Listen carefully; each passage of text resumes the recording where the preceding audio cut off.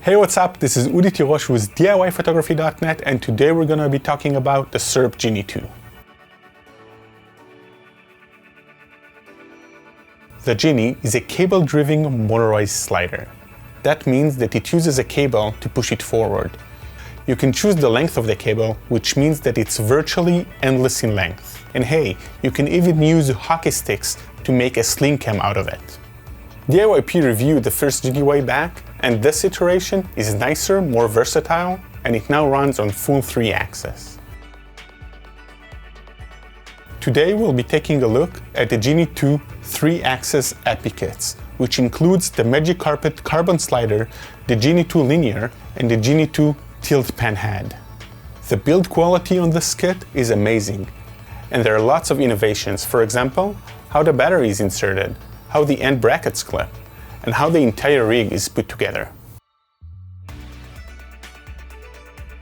The Genie II is not just a motion kit, it's an ecosystem.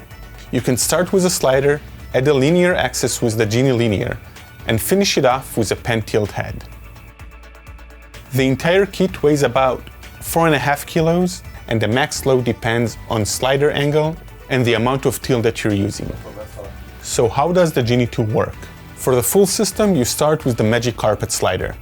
Now, there are a few ways to rig this.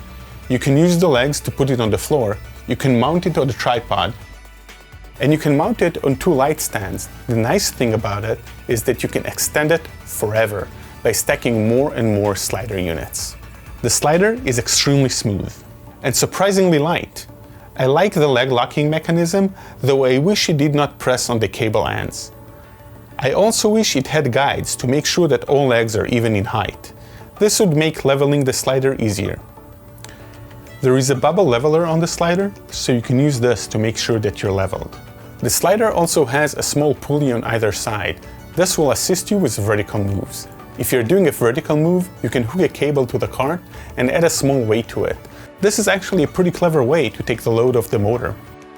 Once the slider is set up, you'd want to add the Genie linear. The linear gives you the first axis, slide. You connect a small spool and run it through the cable holder on either side of the slider. The nut is kind of weird, but after a few times you get used to it. My only concern here is that the cable kind of frays after a few times that you've used it. If you already own a slider or a set of a few broken hockey sticks, you can just buy the linear unit and you'd get the cable holders to use for your slider. The next piece that you'd want to add is the pan tilt head. This gives you total control over 3 axes: slide, pan, and tilt. The head slides in with a small lock, and overall it feels like a really nice fit. The pan tilt unit can also work independently from the slider, so you can just slap it on a tripod and you can use it for panning and tilting.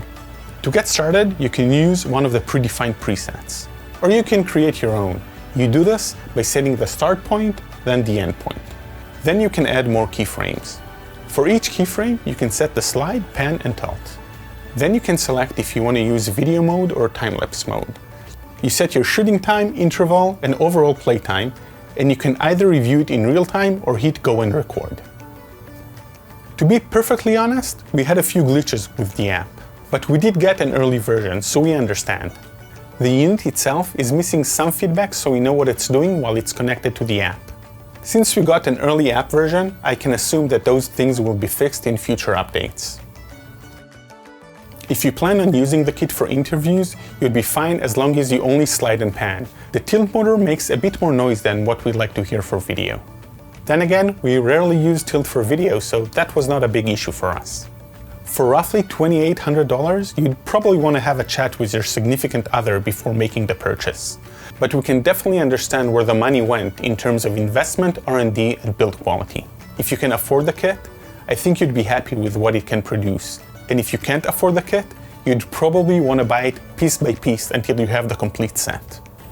I hope you've enjoyed this review. If you have any questions, let us know in the comments. Like, subscribe, Udi Tirosh, DIY Photography, and we'll be seeing you around.